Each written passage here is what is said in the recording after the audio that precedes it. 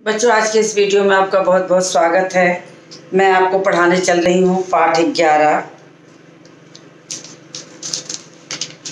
11 जो देखकर भी नहीं देखते। ये कहानी जो है एक प्रसिद्ध अमेरिकी लेखिका हेलन केलर के द्वारा लिखी गई है, जो जन्म से ही देख नहीं सकती थी और सुन भी नहीं सकती थी। उसने अपने अनुभव का वर्णन यहाँ पर किया है कि वह किस प्रकार बिना देखे बिना सुने केवल स्पर्श मात्र से ही बहुत कुछ जान लेते हैं। हेलन केलर को ये लगता था कि प्रकृति की जो सुंदरता है, उस सुंदरता को लोग समझ नहीं पाते। तो वास्तव में सच्चाई यही है कि आज हमारे पास आंखें हैं, ईश्वर ने हमें सुनने और देखने की जो शक्ति प्रदान की है, तो हम प्रकृति के सौंदर्य को नज़रअंदाज कर देते हैं। तभी तो आज प्रकृति को इतना नुकसान पहुंचाया जा रहा है कि जिसका नुकसान अंततः मनुष्य को उठाना पड़ता है। हमें प्रकृति के प्रति जो सोच बचपन से डालनी चाहिए, वो हम नहीं डाल पा रहे हैं, न वैज्ञानिक स्तर पर और न सामाजिक स्तर पर। घरों और परिवारों में भी आज वो बातें देखने को नहीं मिलती जो पुराने ज़माने में दादी नानी अपने बच्चों को सुनाती थी, दिखाती थी, प्रकृति से जुड़ी बातें बताती थी। कभी हम किसी पेड़ के पत्तों को अनायास तोड़ते थे तो हमें डर दिखा दिया जाता था कि पेड़ के पत्तों को मत तोड़ो, वो रोएंगे। फूलों को सांझ हुए मत तोड़ो, वो रोएंगे। पेड़ों की डाल को काटो, हरी डाल को काटना इसीलिए मना होता था कि नहीं, उसमें भी जीवन है। और वास्तव में देखिए तो जीवन है, क्योंकि जिस पौधे को हम बढ़ते हुए नहीं देखते, लेकिन कुछ अंतराल के बाद वही छोटा नन्हा पौधा हमें वृक्ष की तरह दिखता है, तो यानी उसमें जीवन है। और अगर जीवन है तो हमें उसे नुकसान पहुंचाने का अधिकार बिल्कुल नहीं है। इसी सौंदर्य को हम आंख वाले देखकर भी नहीं समझ पाते।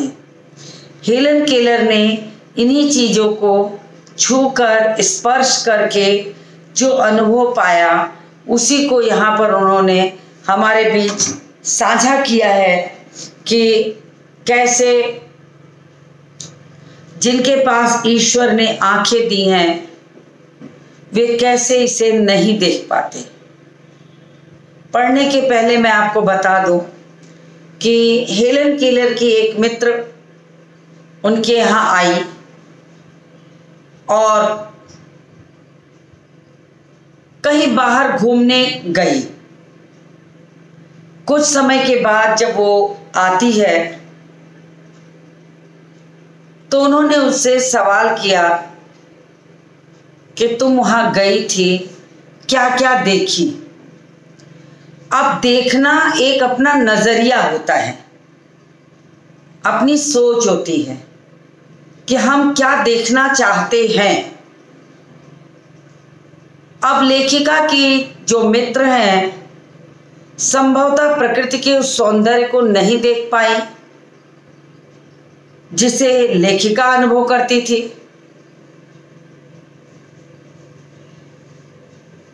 तो उन्होंने बिल्कुल साधारण से उत्तर में कहा, कुछ खास नहीं। अब ये कुछ खास नहीं कहना एक बहुत बड़ी बात है कि आंख वालों को ये प्राकृतिक सौंदर्य क्यों नहीं दिखाई देता। इसकी अनुभूति हृदय से होती है। आंखें हो या न हो, लेकिन अनुभूतियां हैं तो हमें वो चीज़ दिखाई पड़ती है। जब ये अनुभूतियां ही नहीं होंगी तो हमें आंखें होते हुए भी चीजें नहीं दिखाई पड़ेंगी। इसी अनुभूति को लेखिका ने हमारे बीच रखा है, हमें बताया है, जिसे मैं आपको पढ़ाने चल रही हूँ कि जो देखकर भी नहीं देखते। कभी कभी मैं अपने मित्रों की परीक्षा लेती हूँ, यह परखने के लिए कि वह क्या देखते हैं। अब लेखिका के चूंकि आंखें नहीं थी तो उनके मन में हमेशा ये रहता था कि देखिए आंख वाले क्या देखते हैं। तो आए दिन सवाल करती थी और सवाल का जो उत्तर पाती थी उस उत्तर से वो तथ्य तक पहुंचने की कोशिश करती थी। तो उन्होंने कहा, कभी कभी मैं अपने मित्रों की परीक्षा लेती हूँ, यह परखने के लिए कि वह क्या देखते हैं।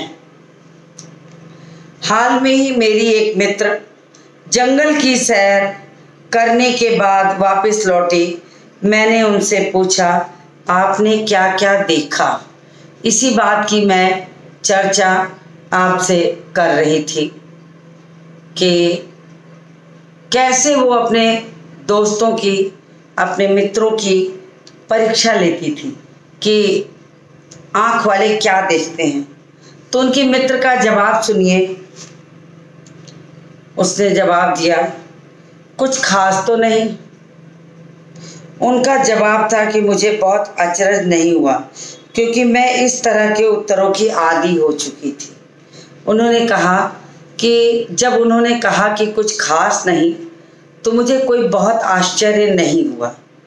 आश्चर्य इसलिए नहीं हुआ कि मुझे प्रायः यही उत्तर लोगों से सुनने को मिलता था।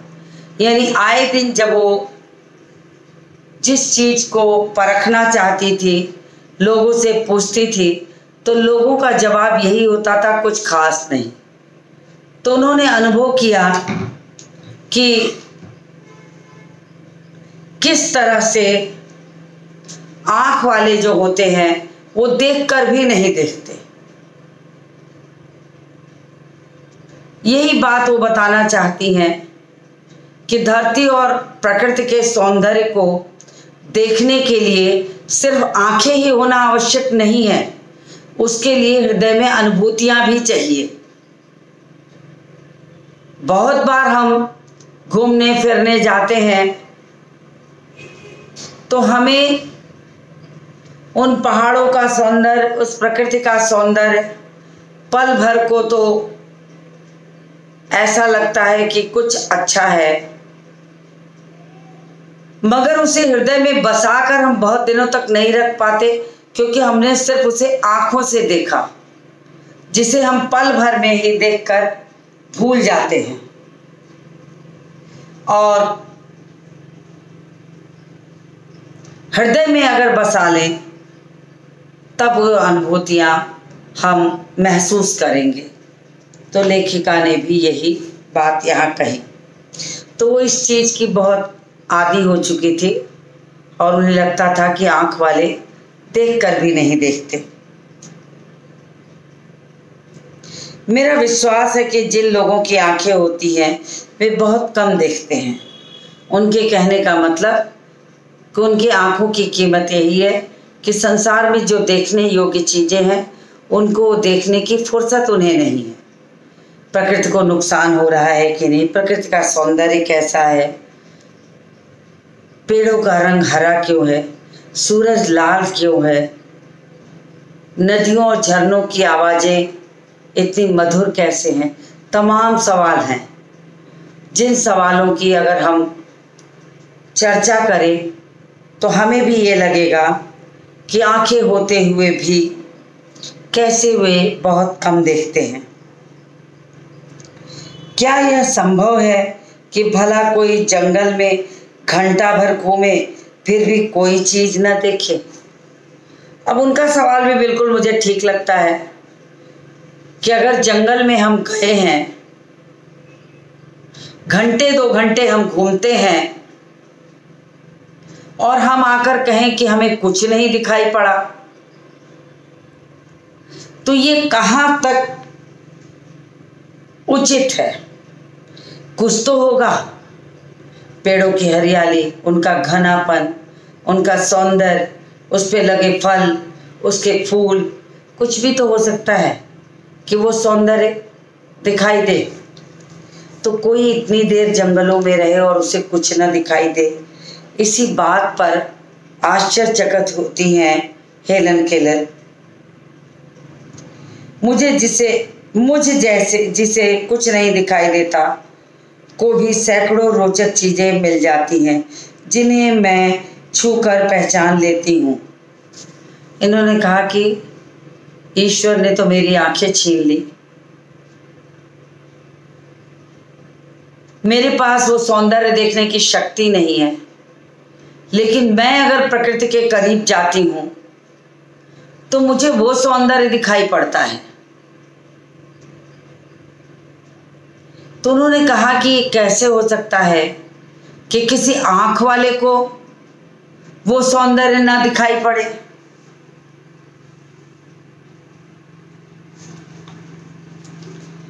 वो उसे छू कर देखती थी।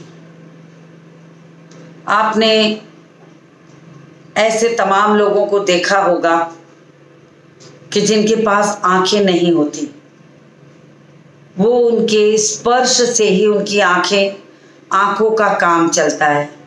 वो छू कर घड़ी का टाइम बता देंगे, वो छू करके कौन सी नोट कैसी है, कितने की है, ये बता देंगे। आवाज़ों के माध्यम से वो ये बता देंगे कि आवाज़ किसकी है। पेड़ पौधों को छूकर बता सकते हैं कि ये किस चीज़ का पेड़ है। यानी उनके स्पर्श ने उन्हें आंखें प्रदान कर दी हैं, आंखें दिखा दी हैं कि आंखें कैसी होती हैं। तो उन्होंने कहा कि जिन्हें मैं छूकर पहचान लेती हूँ। तो हेलन केलर उन चीज़ों को छूकर पहचान लेती थी कि भोजपत्र के पेड़ की चिकनी छाल और चीड़ की खुरदरी छाल को स्पर्श से पहचान कर अलग कर लेती थी। अब उनके हाथों में इतना स्पर्श हो गया था, इतनी स्पर्श शक्ति थी कि वो छू करके उसकी चिकनाहट और उसके खुरदरेपन से इस बात को जान जाती थी कि कौन सी भोजपत्र की छाल है और कौन सी नहीं है, मतलब चीड़ की है। वसंत के दौरान मैं टहनियों में नई कलियां खोजती हूँ। मुझे फूलों की पंखुड़ियों की मखमली सतह छूने और उनकी घुमावदार बनावट महसूस करने में अपार आनंद मिलता है। उन्होंने कहा कि फूलों की कलियों को छूकर, टहनियों के कड़ेपन को महसूस कर उनको ये पता चल जाता था कि प्रकृति में कितने तरह के सौंदर्य हैं, फूलों का स्वरूप कैसा है। वो उसके सौंदर्य को समझती थी। आंखों से उसके रंगों को भले न देख पाएं, लेकिन उंगलियों के पोरों से छूकर वो अच्छी तरह इस बात को जान लेती थी कि इन वृक्षों में, इन फूलों में कैसा सौंदर्य छिपा है। मुझे फूलों की पंखुड़ियों की मखमली सतह छूने और उनकी घुमावदार बनावट महसूस करने में अपार आनंद मिलता था। ऐसी चीज़ों को छूने से हेलन केलर को बहुत सुख मिलता था, बहुत खुशी मिलती थी। इस दौरान मुझे प्रकृति के जादू का कुछ एहसास होता था। इन्हें ये प्रकृति जादू के समान लगती थी कि प्रकृति में हर तरह की चीजें हैं, एक से एक मुलायम, एक से एक कड़ी, एक से एक खुरदरी, एक से एक कांटेदार, जिन्हें हम आंखों पर पट्टी बांधे तो छू कर महसूस कर सकते हैं। तो हेलन केलर ने अपने हाथों के स्पर्श से इनकी बनावट, इनका घुमावदार स्वरूप, इनके आकार को वे महसूस करती थी और इसीलिए उन्होंने इसे प्रकृति का जादू माना है। इस दौरान मुझे प्रकृति के जादू का कुछ एहसास होता। कभी जब मैं खुशनसीब होती तो टहनी पर हाथ रखते ही किसी चिड़िया के मधुर स्वर कानों में गूंजने लगते। अब इन्होंने कहा कि कभी कभी ऐसा भी होता था कि प्रकृति के सौंदर्य को निहारने के लिए जब नन्ही नन्ही चिड़िया पेड़ की डालों पर आ जाती और हेलन केलर कभी पेड़ की डालों को छूती रहती, उनका सुंदर और मधुर स्पर्श अगर उनकी उंगलियों पर लग जाता तो उन्हें बड़ी खुशनसीबी लगती, प्रकृति के जादू को वो महसूस करती, उनके कानों में मधुर स्वर गूंजने लगते और जैसे उंगलियों के बीच झरने के को बहते हुए वो महसूस करती और आनंदित होती। यानी कि झरनों की बहने को भी वो महसूस करती थी कि कैसे झरने बहते होंगे तो कितने सुंदर लगते होंगे, उनके जल की शीतलता का वो अनुभव करती थी।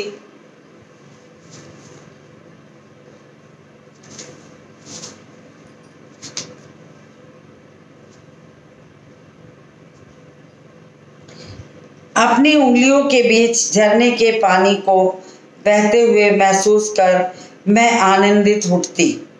मुझे चीड़ की फैली पत्तियों का या घास के मैदान किसी भी महंगे कालीन से अधिक प्रिय थे। अब प्राकृतिक चीजें और कृत्रिम चीजों में जमीन आसमान का अंतर होता है। ये सच है कि प्रकृति ईश्वर की बनाई है और कृत्रिम चीजें मनुष्य की बनाई हैं। हम उसमें लाख सौंदर्य डाल दें मगर प्राकृतिक चीजों की बराबरी करना बहुत कठिन होता है। अगर हम किसी स्थान पे जाकर मुलायम नरम घास पर पांव रखकर चले तो जो शीतलता, जो अनुभूति हमें उस घास से शरीर में मिल सकती है, वो किसी हॉल, किसी टेरेस पर पड़ी हुई कृत्रिम घास की, जो कृत्रिम घास लगाई जाती है उनकी या उसके बने कालीन की नहीं हो सकती। ये कहा गया है, यहाँ पर बताया गया है।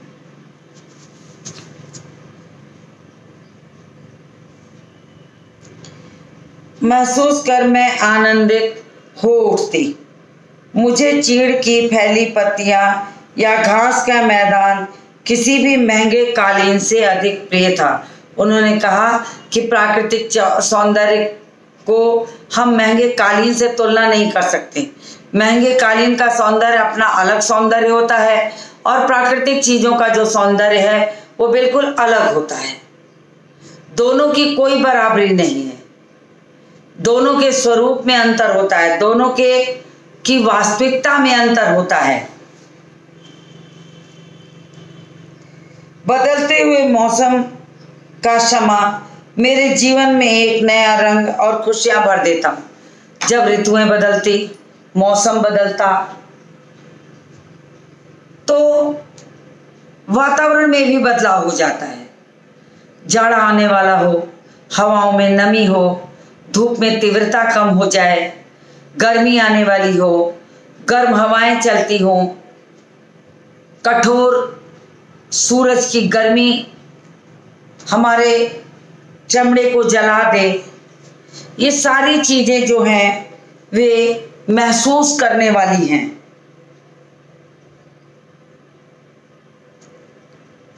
तो बदलते मौसम का जो खुशनुमा स्वरूप होता है, उन्होंने कहा कि वो उनके जीवन में एक नया रंग और खुशियां भर देता था, एक नया रंग और एक नई खुशियां भर देता था जिसे वे महसूस करती थी। और इसीलिए वे कहती हैं कि आंख वाले तो आंख होते हुए भी कुछ नहीं देख पाते। मनुष्य के पास जो चीज नहीं होती उसी की तो हमें आवश्यकता महसूस होती है। लेकिन अगर जो चीज है उसे हम महसूस करके भी न देख पाए तो फिर इनका ये कहना कि आंख वाले देख कर भी नहीं देखते, ये गलत नहीं है। कभी कभी मेरा दिल इन सब चीजों को देखने के लिए मचल उठता। अगर मुझे इन चीजों को सिर्फ छूने भर से इतनी खुशी मिलती है तो उनकी सुंदरता देखकर तो मेरा मन मुग्ध हो जाएगा। अब हेलन केलर ने कहा कि इन सारी चीजों को सिर्फ अगर छूकर इतनी खुशियां बटोरी जा सकती हैं तो काश उनके पास आंखें होती, प्रकृति के उस सौंदर्य को वो देख पाती जिसे वे यहाँ छूकर महसूस कर रही हैं, जिसकी शीतलता, जिसकी आवाज, जिसकी कोमलता, जिसको वो छूकर महसूस कर रही हैं, वो सिर्फ कहने की चीज नहीं है, अनुभव की चीज है। तो कहते काश मेरे पास भी वो आंखें होती तो शायद मेरा मन मुग्ध हो जाता ऐसी चीजों को देखकर। परंतु जिन लोगों की आंखें हैं वे सचमुच बहुत कम देखते हैं। उन्होंने कहा कि आंखें होते हुए भी अगर कोई इस प्रकृति के सौंदर्य को अनदेखा कर दे तो उससे ज्यादा प्रकृति विरुद्ध व्यक्ति नहीं हो सकता। परंतु जिन लोगों की आंखें हैं वे सचमुच बहुत कम देखते हैं, इस दुनिया के अलग अलग सुंदर उनकी संवेदना को नहीं छूते। यहाँ इन्होंने कहा कि सचमुच आंख वाले बहुत कम देखते हैं, वे दुनिया के अलग अलग रंग, अलग अलग रूप, अलग अलग संवेदना को महसूस नहीं करते, उसको छूते नहीं। तो मनुष्य अपनी क्षमताओं की कभी कोई कदर नहीं करता। कितनी अच्छी बात इन्होंने कही है कि आप अपनी क्षमताओं की कदर नहीं करते। आपके पास ईश्वर ने जो रूप, जो गुण, जो अक्ल, जो बुद्धि, जो आंखें, शारीरिक क्षमताओं की चीजें दी हैं, आप उसकी कीमत नहीं समझते कि ईश्वर ने हमें बुद्धि दी है तो सही रास्ते पे लगाएं, आंखें दी हैं तो प्रकृति का सौंदर्य तो देख लें, हाथ दिए हैं तो दान कर लें, पूजा पाठ कर लें, दिमाग दिया है तो अच्छे से पढ़ लें, लिख लें।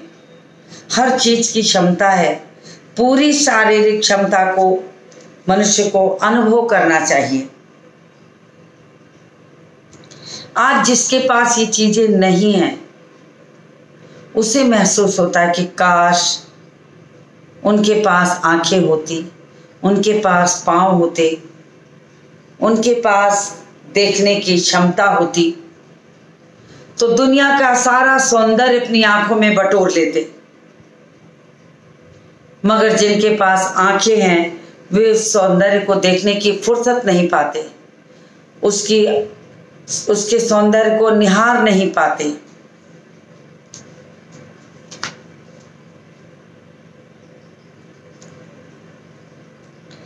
ये कितने दुख की बात है कि दृष्टि के आशीर्वाद को लोग एक साधारण चीज समझते हैं। आंखें होना कितनी बड़ी बात है, कितनी आवश्यक चीजें हैं कि दृष्टि का ये जो परम उपहार ईश्वर की ओर से हमें मिला है, इसी से तो हम दुनिया देखते हैं। आप पल भर के लिए अपने आंखों पर पट्टी बांध लीजिए और आपको कहीं एक स्थान पर लाकर छोड़ दिया जाए तो आप दोनों हाथों को अपने फैला के इधर उधर महसूस करने के लिए दौड़ने लगते हो। तब आपको समझ में आता है कि आंख के आगे कैसे अंधेरा छा गया है, कैसे हम चीजों को नहीं देख पाते। तब हमें आंख की कीमत समझ में आती है। दृष्टि के आशीर्वाद को लोग एक साधारण चीज समझते हैं, जबकि ये नियामत से जिंदगी को खुशी से इंद्रधनुषी रंगों से हरा भरा कर सकता है। इन्होंने कहा कि आंखें होना यदि आपको महसूस भर हो जाए तो आपकी पूरी जिंदगी हरी भरी हो जाएगी, खुशियों से भर जाएगी। आप उस सौंदर्य को अपनी आंखों में भर लेंगे।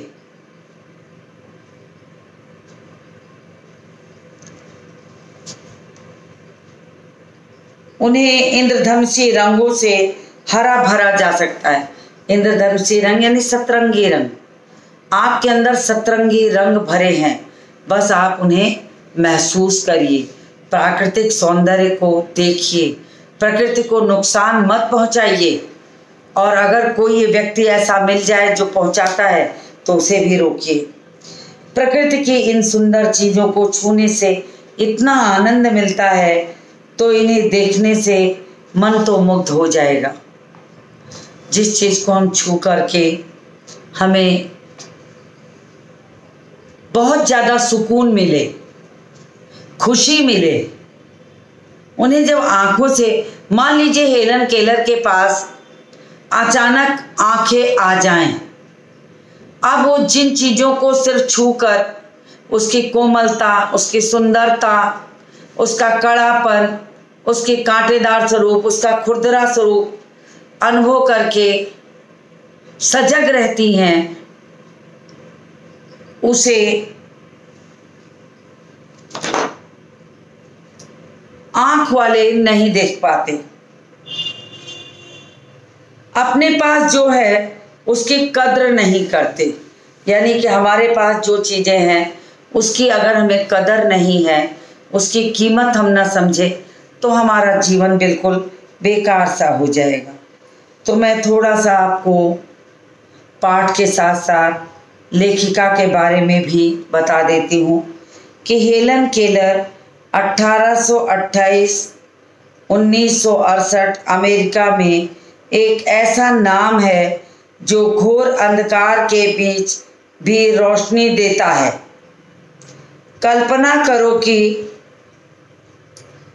जो न सुन सकता हो, न देख सकता हो, फिर भी वह लिखना, पढ़ना और बोलना सीख ले, भरपूर आशा आकांक्षा के साथ जीवन व्यतीत करने लगे और उसके योगदान दुनिया के लिए यादगार बन जाए। ऐसी थी हेलन केलर।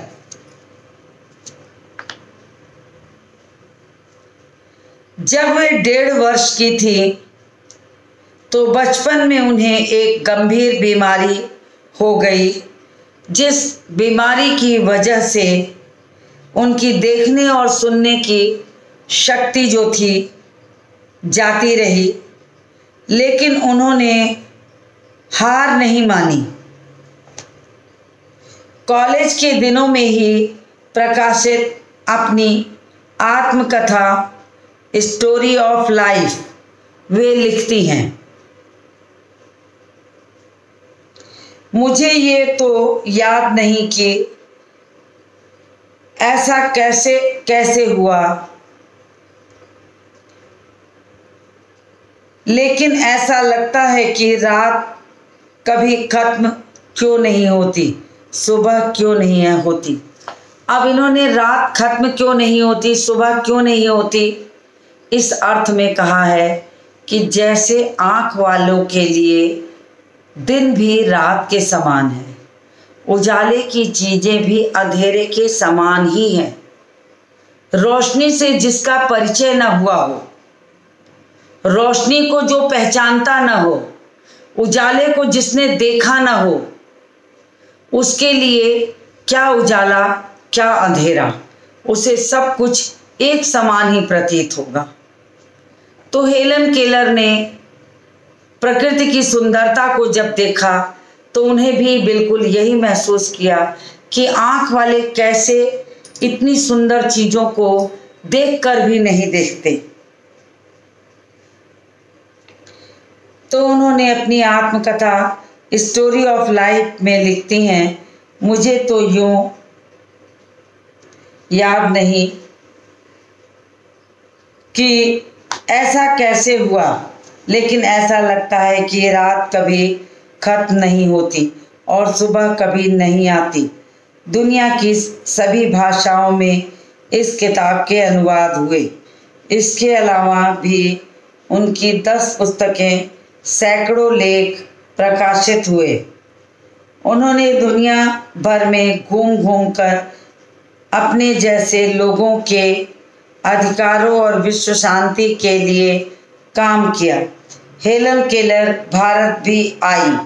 उन्होंने यहाँ पर मैंने आपको हेलन केलर के बारे में थोड़ा सा बताया, और पाठ चूँकि बहुत छोटा था और मुख्य रूप से कहा जाए तो पाठ का जो शीर्षक है वही पूरी पाठ की थीम है, सारांश, जो देखकर भी नहीं देखते। यानी आँख वालों को कौन कौन सी चीज़ें दिखाई देती हैं तो वो उसे देखते हैं फिर भी महसूस नहीं करते।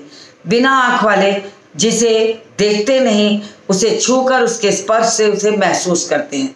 तो ये बात हेलन केलर को बहुत खलती थी, जिसके कारण उन्होंने अपनी भावनाओं को यहाँ पर वर्णन किया।